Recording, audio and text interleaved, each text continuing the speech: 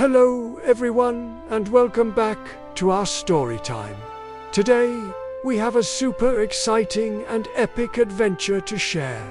It's the story of a man named Noah and his giant boat. Are you ready? Let's dive in. A long time ago, the world was a very busy and noisy place. But not everyone was being kind to each other. People forgot to be friendly and helpful. But there was one man, Noah, who was different. Noah was a good and kind person who always tried to do the right thing and loved his family very much. One day, God spoke to Noah. God said that a huge rain was coming, a flood so big it would cover everything.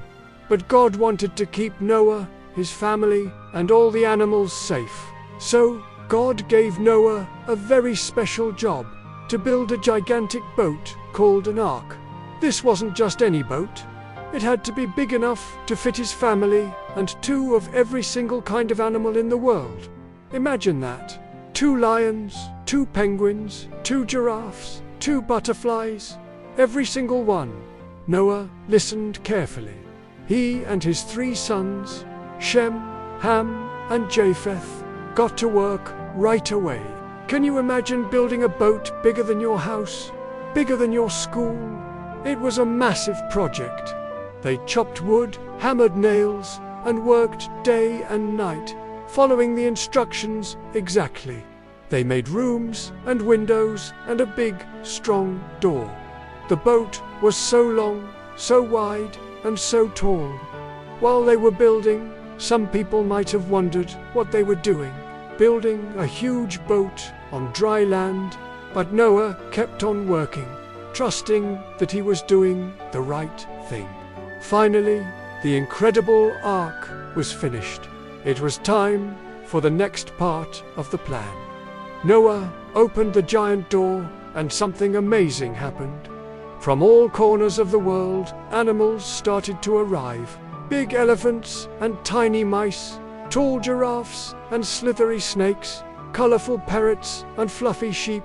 They came 2 by 2, a boy and a girl of each kind, and walked peacefully up the ramp and into the ark. Noah and his family guided them all to their special places inside. It must have been quite a parade. Once Noah, his wife, their sons, their wives, and all the animals were safely inside, the big door of the ark closed shut, and then it started to rain. Drip, drop, drip, drop. At first, it was just a little, but soon it became a downpour. Rain fell for 40 days and 40 nights without stopping. The water rose higher and higher, covering the fields, the hills, and even the tallest mountains. But inside the ark, everyone was safe and dry. They floated on top of the water, a little floating home for the whole animal kingdom. For many months, they sailed on the water. I bet it was noisy inside with all the roars, chirps, and squeaks. Noah and his family were very busy taking care of all the animals, making sure they had food and water. After a long time, the rain stopped, and the water started to go down. Noah wanted to see if there was any dry land. So he sent out a bird, a raven, but it just flew around. Then he sent out a dove. The first time, the dove came back because there was nowhere to land.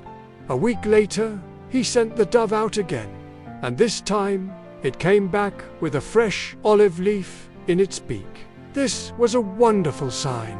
It meant that plants and trees were growing again. Finally, the ark rested on the top of a mountain. Noah and his family and all the animals came out of the ark and stepped onto dry land. They took a deep breath of fresh air, and then they saw something beautiful in the sky, a magnificent, colorful rainbow. It was a promise that a flood like that would never cover the whole world again. What an incredible story, right? It's all about listening, being brave, and taking care of each other and all the wonderful creatures on our planet. I hope you enjoyed our adventure today. Thanks for listening, and don't forget to join us for another story next time.